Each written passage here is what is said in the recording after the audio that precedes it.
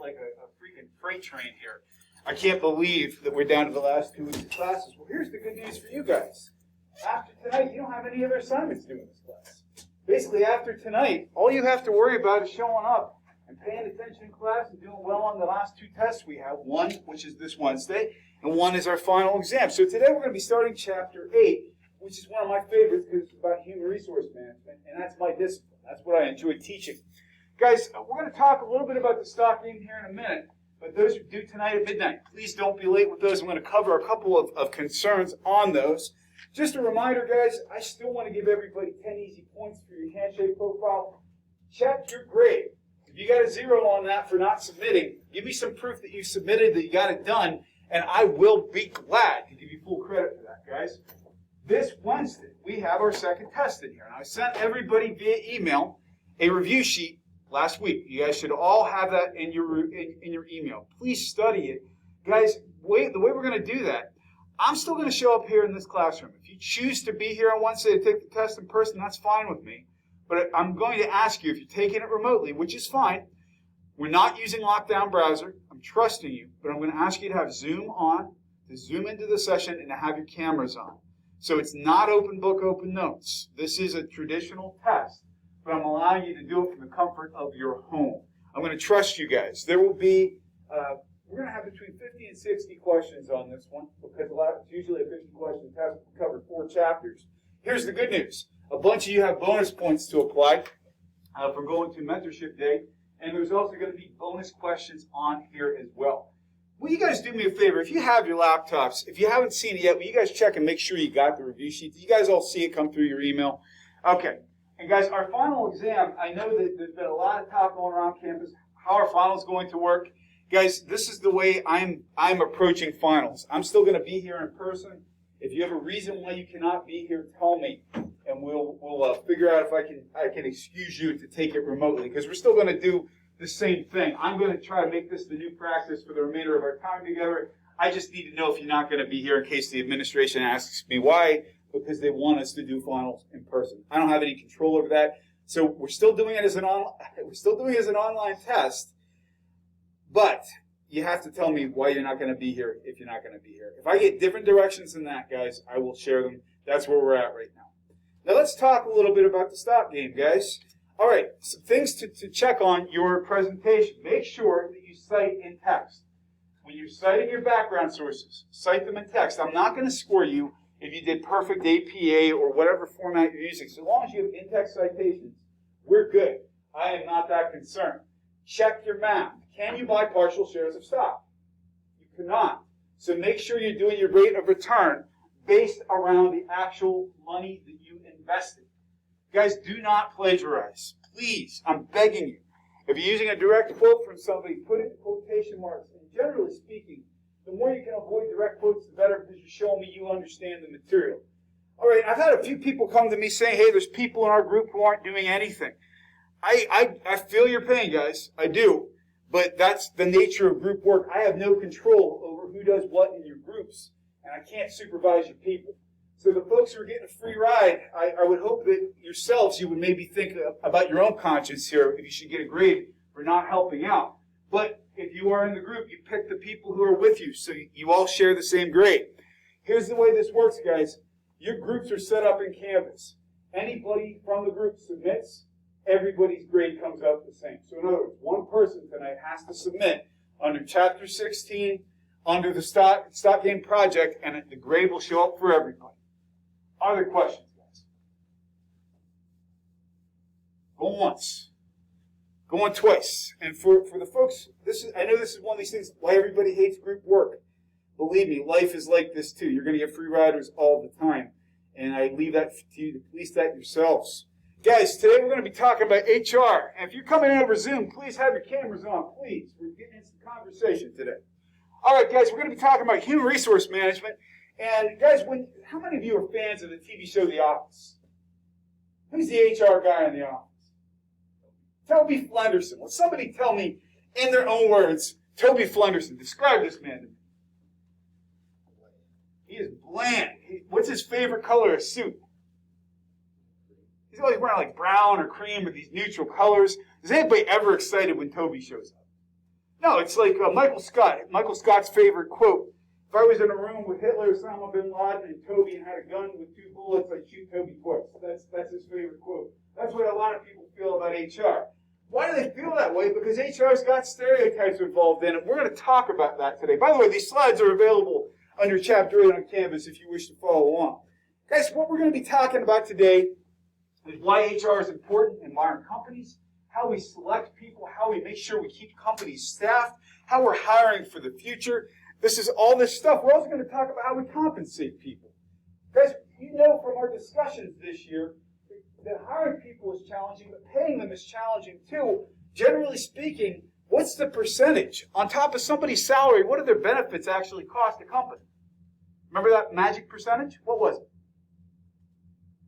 If I make $100,000 a year, what is St. Francis, this pen, if I'm making $100,000 a year, what is St. Francis actually paying me? You got it. So that's a substantial investment if you're putting another $30,000 or another 30% approximately on top of somebody's salary. And there's lots of reasons why we have to motivate people. We also have to stay within the letter of the law. We're going to talk about some important laws, guys. Here's the thing that a lot of people don't realize, is that the trajectory of the civil rights movement actually is parallel for human resource management, because we enforce the law to make sure we're not discriminating against people. And we're going to talk about what's changing the landscape of HR today. So what is HR, guys? The key is the name, human resource management. It's the idea, how do you know what your company's supposed to do, and how do you hire the right folks to be able to support that? Please, if you're out in Zoom land, turn on your cameras so I can see you guys. Guys, in terms of how this works, it means you're going to be hiring, you're going to be developing, you're going to be pulling people in.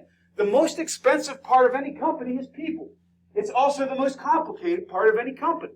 People are hard, man. Different things motivate different people. Managing people is tough. Finding the right people to power your company is tough. So you have to know why your company exists so you can hire the right people to be able to live your company's mission. All right, here's a question, because I know I have a few car guys in here today. If I took a brand new, I'm just going to use the example of the F-150 because it's the best-selling vehicle in the United States. What's different about an F-150 that comes off the lot today versus one that was sold 30 years ago? What's different about those vehicles? What's different? Yes. Yeah, the engine's completely different. We have fuel injection. We have computers in there now. So we've got computer-controlled suspension. That's different. What else is different? How about when you're sitting in the vehicle? What might you not see 30 years ago that you see all over the place in trucks now? What am I talking about? Touch screens. These things are basically rolling computers. Guys, does anybody know what the body of an F-150 is made out of? It's not steel. What is it? It's lighter and stronger. Anybody know what I'm talking about? It's aluminum. So we're talking about the very way we manufacture these things has changed. The CEO of Ford, Bill Ford, was very famously said a few years ago, he no longer ran a car company. He runs a technology company that happens to sell cars. What that means is you've got to hire different people than you did 30 years ago. You've got to recruit different skill sets if your mission has changed. Guys, if I think about the auto industry too, we're talking about self-driving cars. That's changed too. And the other part of it is, your generation versus my generation, who's more obsessed with owning a car? Overall, my generation. It was our key to freedom. The idea of getting a driver's license in a car, you guys may lease or use ride-sharing services. These things have changed. So guys, this is our whole process. This is what HR actually does. We go to the top of the chain. This is what our company is all about. This is our market. This is our goals. This is why we exist. All of these processes have to support that. Well, if we know this is our mission, if our mission is to make really high-tech vehicles, if we're a Ford Motor Company, we got to know if we got the right kinds of processes, we have the right job descriptions, and people we can hire. We're going to talk about each step in this process, so don't worry. We got to find the right people to fill those slots. Once we pick those folks, we have to hire them, and then we got to train them. That's the other thing, guys, that a lot of people don't realize. How many of you, by show of hands, and be honest here, because I'll be here with you, how many of you are concerned when you graduate college, you're not going to have enough of a great resume to get the job you want? I'm concerned about that. I get concerned about it all the time. Here's the thing nobody tells you. Almost every employer will hire you and then train you to some extent. You don't have to know everything when you get out there. That's what training and development is all about, because you can't possibly know everything. So after we are getting people in our system, we have to evaluate. We have to determine who should get a raise, who should get a promotion, who should get fired. That's part of it too. We determine how we pay people. If you perform better, you tend to get paid better. Well, here's the trick, guys. This is our strategy up here, and what we get here is outcomes. Did our company achieve what we wanted to achieve? Did we put the right systems in place so that people going through the system that we hired, that we recruited, that we developed, ultimately turned into things, or not things, but people who helped us accomplish our goal? And finally, are those folks sticking around or not? That's what we talk about with retention and turnover. But we're starting right at the top, guys. Strategy. Guys, if you don't know why your company exists, your company won't exist for very long. Let's think about this for a second, guys. Every company has a mission. For example, if you look up, well, somebody who has a laptop or a phone, look this up for me. Will you look up the NFL's mission statement? Just do a Google search, NFL mission statement.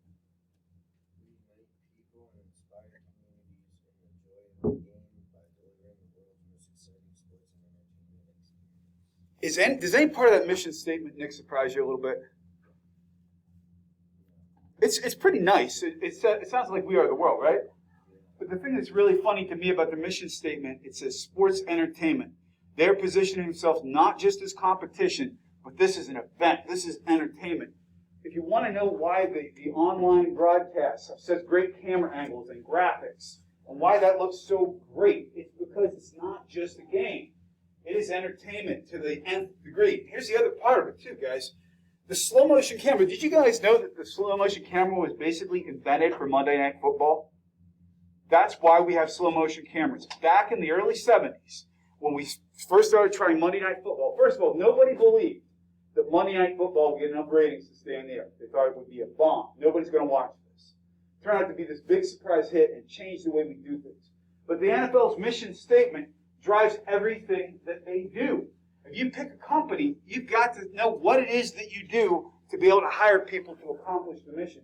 And if you work in HR, you also have to be somebody who understands the functions of the company. Let's close this door just because we have some noise coming in from out here.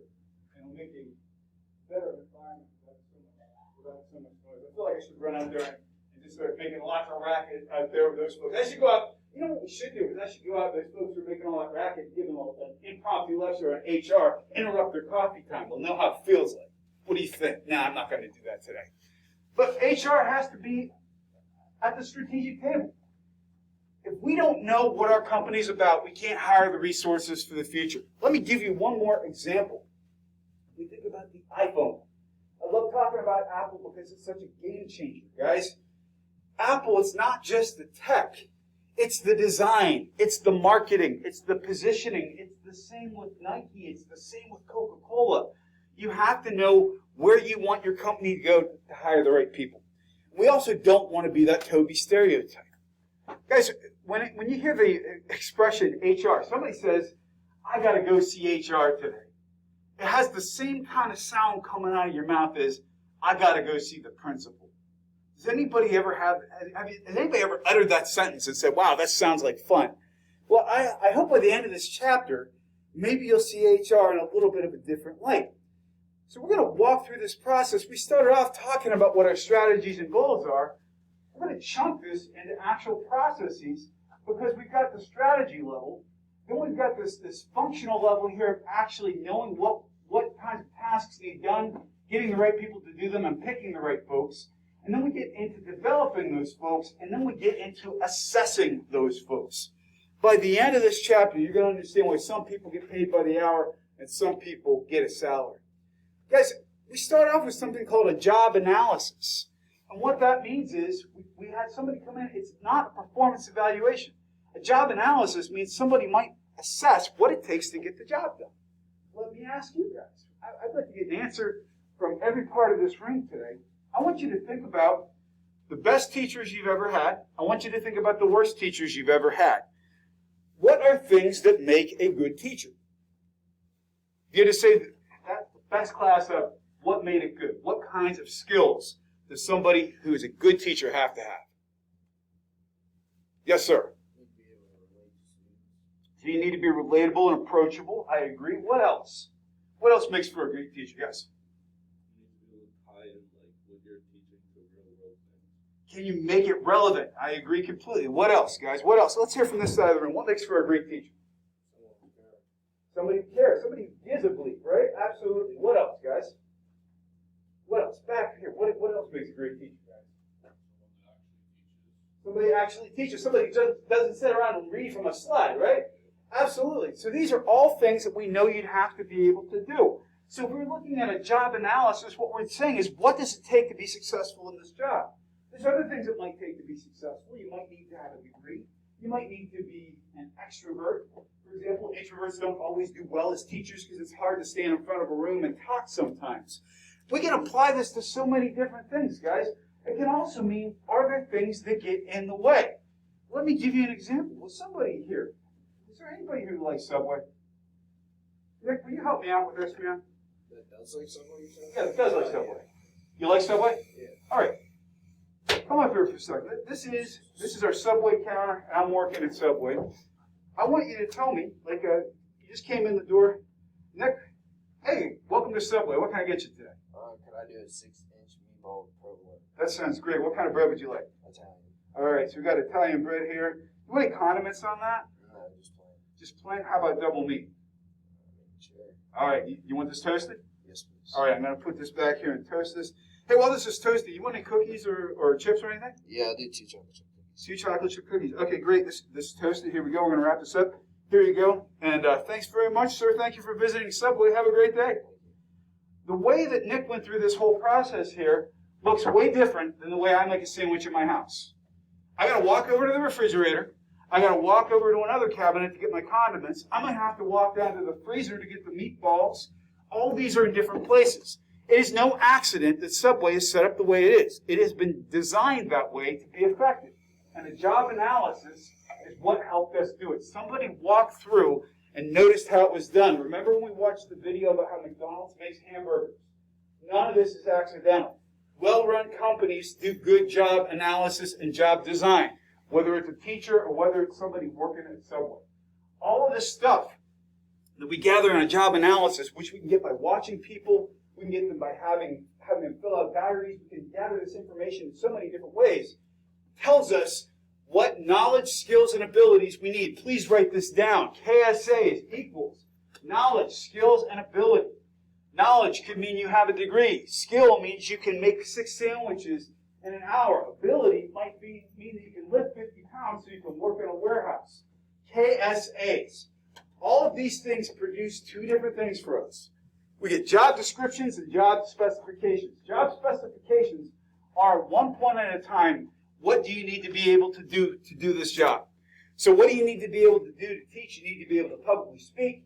You need to have a degree in a relevant discipline to what you're teaching. You need to be able to relate to students. The job description is when we take all that stuff and put it in one place. That's the difference. Job specifications are actual things you need to be able to do or attributes you need to have. Job descriptions is all of that in one single place. Then we get into something called planning and forecasting, guys, and that means what kinds of knowledge, skills, and abilities are we going to need in the future, and where are we going to get them? We're in central Pennsylvania right now. This area is called the Rust Belt, along with Ohio and parts of West Virginia. Anybody know why? Why is it called the Rust Belt? I'll give you a hint. It has something to do with the name of our football team in Pittsburgh. Why is it called the Rust Belt, guys? The iron and steel industry, and it's called the Rust Belt because the industry went belly up back in the 70s. If we had started up a new steel plant in the 1980s, we would have had plenty of people we could have rehired because they were still living here. We are starting up a steel plant now. We need to recruit from outside the area because those folks no longer live here. That's an example. One of the other things that's tough to say, too, a lot of companies at the beginning of the year were thinking about doing a whole lot of hiring. And then COVID-19 hit, and everything else hit the fan. So the best laid plans of mice and men and HR managers could sometimes go up in smoke. I'm not going to spend a lot of time on this other than to say this is right out of our text. And this is a job description. The job description is everything together. The job specifications are the actual skills you need. That's the difference. When we review in this chapter, I'll hit that up multiple times because I want you to understand the difference.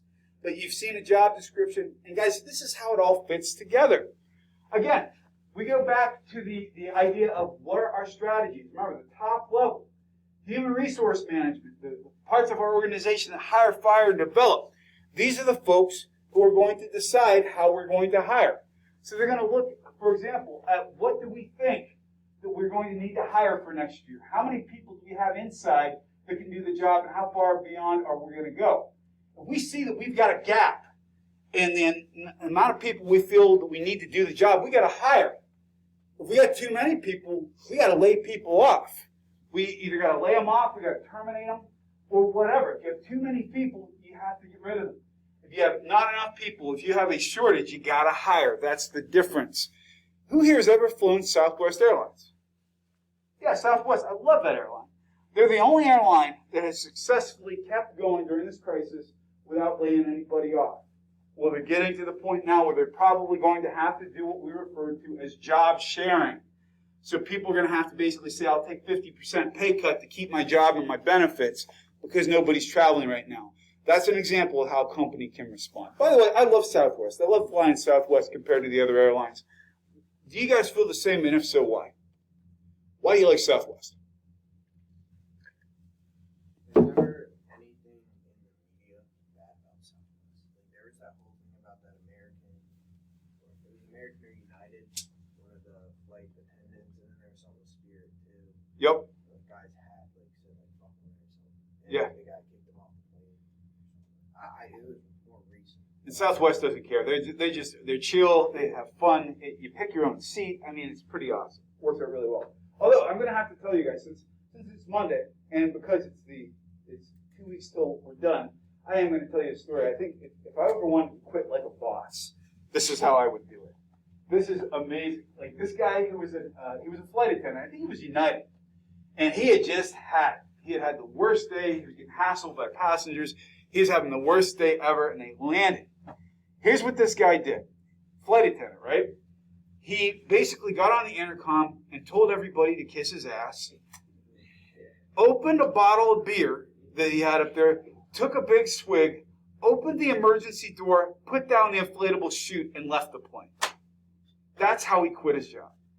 I mean, I'm sure he did some time for breaking all these federal laws, but that is how to quit like a boss. I don't think I've ever heard of anybody having a better last day. That's pretty awesome, isn't it? Could you imagine that? Just like, you guys can kiss my ass, taking a big swig out the freaking slide and off the runway. That is quitting like a boss. I don't recommend that you do that. So how would you do it? How would I do it? Oh, well, here's the thing. I don't think I'd ever want to quit this job because I love this job. I think what I probably would do, I would probably, I'd have a cooler. And I think I probably would open a can of beer. I would absolutely chug it, put it down, step on the can, say, see you guys, have a nice life, and I'd be out the door. It wouldn't be, I don't have an inflatable slide. But you know what? I never want to do that, Nick. I love this job. I love what I do. Honest to God, even this year and all this weirdness, I don't think I've ever had a really bad day at work. I love what I do. Well, let's keep going, guys. Actually, I'm going to start off with another question for you guys. We have two sources of employees that we can typically pick from. We have internal, which means they already work for us. We can put them in another department. Or we have external if we're trying to recruit people. What's one advantage of internal recruiting? What's one advantage of promoting people internally? Any thoughts? Yes, ma'am. Yeah, they know the company, they know the culture. You don't have to train them. What's another advantage?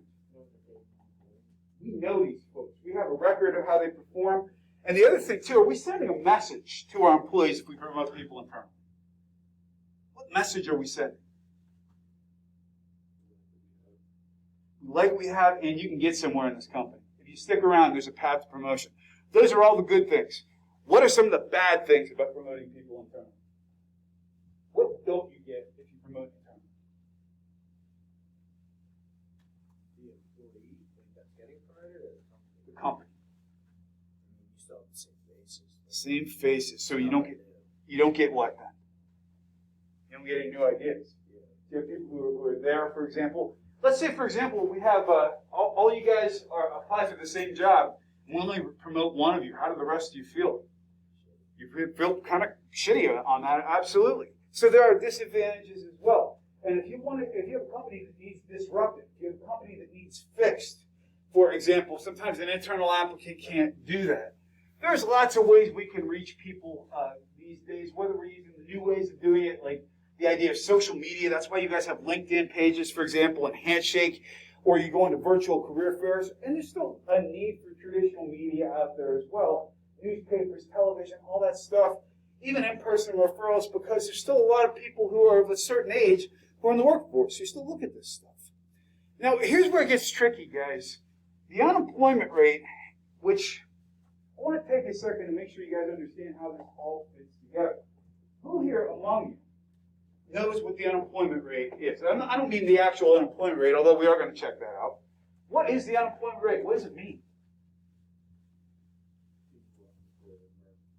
At its fundamental sense, that's exactly what it is, but it gets more detailed than that.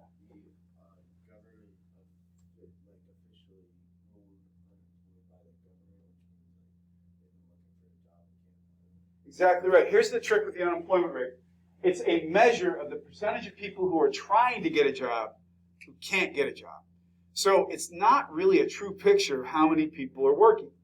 The labor force participation rate is the percentage of all Americans who are actually in the workforce, who are eligible to be there. Can I have somebody look up for me? We need to look up what the unemployment rate is in the United States right now. Yeah, it's going down. We're moving in the right direction. But would somebody look it up? Where are we at? What is our unemployment rate right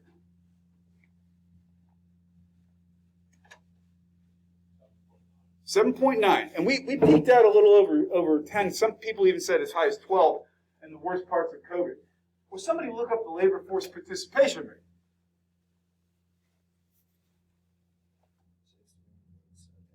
So a little over 6 out of every 10 people in the United States who could work are actively in the job market.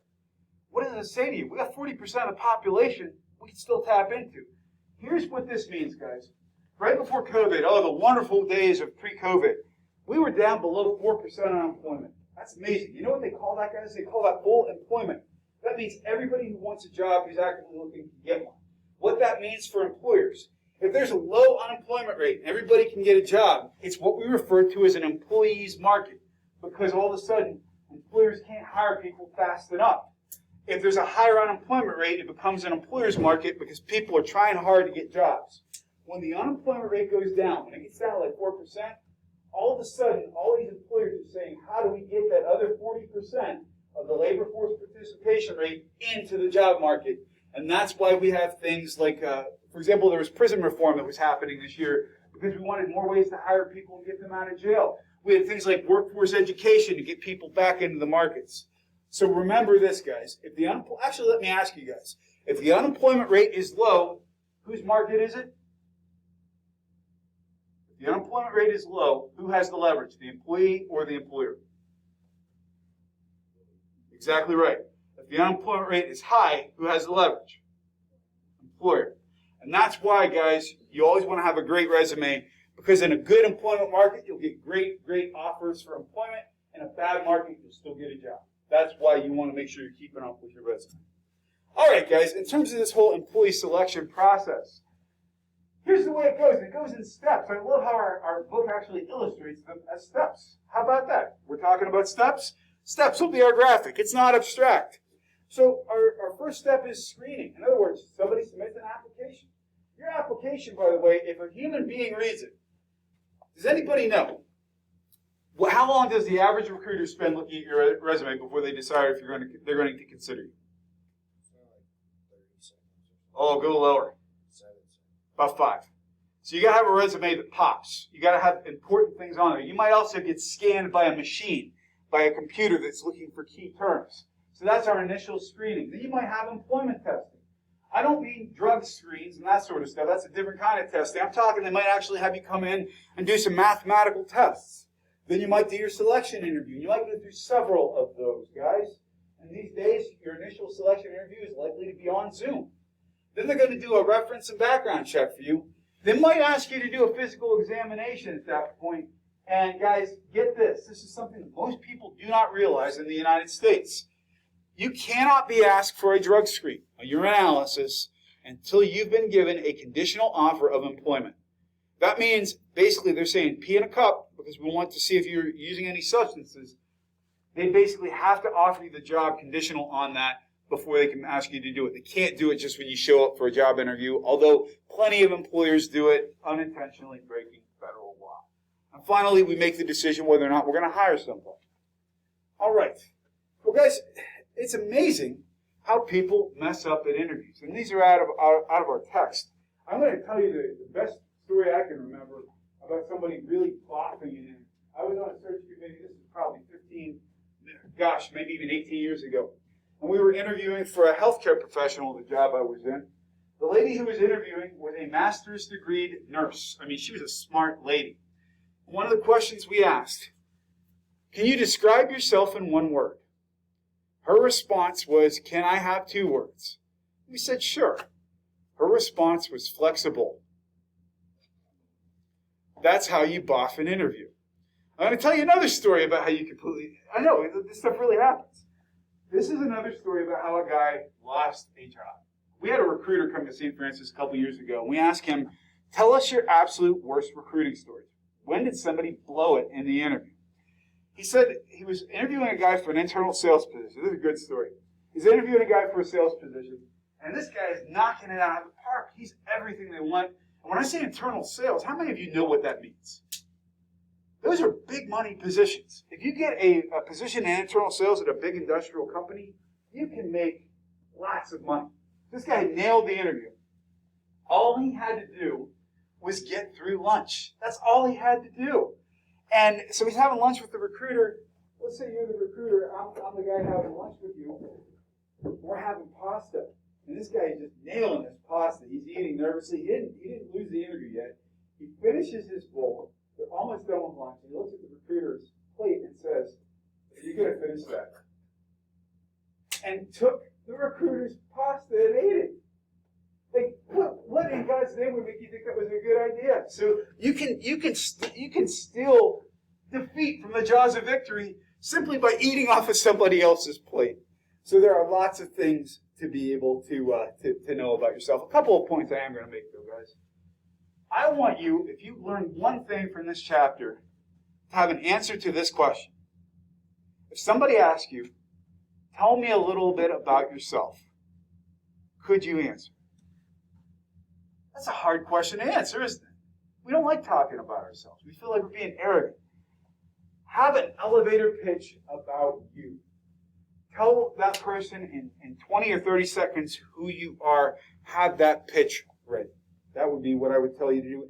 And anticipate. You know the questions they're going to ask you if you've done your homework. You can anticipate what kinds of questions you're going to be asked. Well, that gets us down to the next layer, guys, but we're moving quick today. And I want to take a second to take a sip of my coffee and see if anybody has a question or a comment. Questions, comments? I'll tell you about the worst job interview I ever had. You know, you think about these disasters like this. First jobs out of college. And things, wow, this isn't what I expected at all. My undergrad, whenever I was a student, when I was in your situation, was public relations. And so I had applied for a job in Pittsburgh at a public relations firm and said they were doing environmental advocacy. I'm like, this sounds great, you know, save the planet, green energy, all this sort of stuff. And my friend and I went out for the interview. The deal we had made, we pulled up at a parking meter in front of a bar that had a special going on all afternoon. And my friend agreed to feed the meter, and he would just sit there and have a couple of drinks while I was going through the interview. So I left him with my car in downtown Pittsburgh. I'm dressed up, man. I got my 90s pinstripe suit on, my 90s pink tie. I'm feeling sharp. I walk into the interview. I'm literally the only person in there that does not look like they have not shaved in 2 weeks. I mean, this place is like a sweatshop, and all these people with busted file cabinets. I ask for the person I'm interviewing with, and they take me back to him. I sit down. He's got like this gray mullet. He's got a flannel shirt on, and I kid you not, he's got cutoffs, like denim cutoffs. And he starts asking me about my resume, and I start asking him about the job. And he basically tells me that, yeah, we'll take you guys in a van, and you'll go into neighborhoods. We'll drop you off, and you'll drop off flyers around the neighborhood trying to get people interested in our cause. So this whole thing was literally like door-to-door marketing with paper. I walked out of there thinking, wow, I totally wasted my time. I walk out of the interview, it literally starts raining. Like the sky opens up on me. So I'm in this wool suit walking through Pittsburgh to get back to my car, and I am drenched. And I get back to my car, and there's a $45 parking ticket on my car because my friend who was supposed to be feeding the meter got drunk instead of watching the car. And I remember getting into my car at that point thinking, this is the worst day ever. But you know what happened? A week later, I got a job offer. So don't let the bad stuff get you down. That company? Not that company. I got a job at a good company. Actually, a company out of Greenbelt, Maryland called OEO Technology Solutions. I had a great career there while I was there. So, but let's move on, guys. Our next part, we're going to be talking about what you do once you've got people through the door. And that's training and development. Guys, one of the most important things you can do is orient somebody to your company. If you have an internal hire, you don't have to orient them. They know your company. But you have to get them indoctrinated to your company. You can train people, what we refer to as on-the-job training, OJT. You can put them out to different jobs within the company. You can do what we call job rotation. That means you've got one person who can do multiple things. That's great, because when somebody calls off sick, guess what? You have somebody else you can put in. You also have things called apprenticeships. If you're in the trades, if you're in carpentry, for example, and you know all about mentorship, because we talk a lot about why that's so important. Mentorship means we're growing people not just to accomplish tasks, but we're growing future leaders as well. The difference between training and development, actually do write this down. Training is teaching somebody a specific skill. Developing somebody is growing them into the next level. Me teaching you guys how to do a rate of return is training. Our entire class experience together is development. That's the difference, guys. All this stuff can happen on the job. By the way, if you get asked to train somebody on the job, why can it be a real pain in the butt for the person who is already working? Yeah, you're babysitting. You can't do your own job as well as everybody else. You can slow down. You might be taking a pay cut. So that could be a challenge too. One of the other things we get into what we refer to as off-the-job training. That means we might send somebody out for training or do online training, something that's not originating within our company. It tends to cost a little bit more money. So how does this whole process work? We get in, first of all, knowing that when we hire new people, we're probably going to need to train them. That's why you do a pre-employment test. How good are you at these things? Well, for example, if we realize you need to learn this piece of software, you need to learn how to use our customer relationship management system, we're going to train you. Our objective is to get you trained in that system. Then we're going to design a training program for you, which could mean we do it in-house or we send you out for training. We conduct it and we evaluate it. And this is a continual loop because you're always going to have to update your skills. I'll give you a great example, guys. Every 3 years I have to go through safety training for college students. So I know, for example, if somebody has an incident, how do I help them? I have to go through mandated child welfare training, for example. And that's stuff that goes on and on and on because it's something we have to do all the time. And we're going to hit, I think, 2 more slides for today before we call it a day for today, because I want to make sure you guys have time to talk amongst yourselves if there's still group issues to deal with. Guys, performance planning and evaluation, that means exactly what it says. We need to see if we can tell people if they're doing a good job or not. Why might we want to evaluate performance? Well, things could be riding on it. Raises could be riding on it. Promotions could be riding on it. The idea of somebody getting some praise could be riding on it. I think the biggest mistake that employers make, and I've said this before, is only telling people when they screw up. And that's a key management thing, but it's a performance management HR thing too. We need to be able to let people know when they're doing a good job as well. So we do something called a performance appraisal. And that means we're saying to somebody, here's what you were supposed to accomplish. Here's what you actually accomplished. How do those two stack up? Did you perform at the standards which we hired you for, or do you need help and development? And then we also get into contributions to the organization. That means What are you doing to help make the organization better? Maybe you need training. Maybe you need a raise. But we do this sort of stuff so people feel appreciated. They feel that they are part of the system. Actually, I think, guys, that is a good place for us to stop for today. Before you go, Wednesday, I'm going to be in this room. You do not have to be. You need to be on Zoom. We're not using Lockdown Browser. We clear on that. We're not using Lockdown. All right? So the test will be at 9 a.m. sharp. Get here. I'll give you the code. You need to have your camera on Zoom as well. Any questions on that? All right, guys. Have a great day.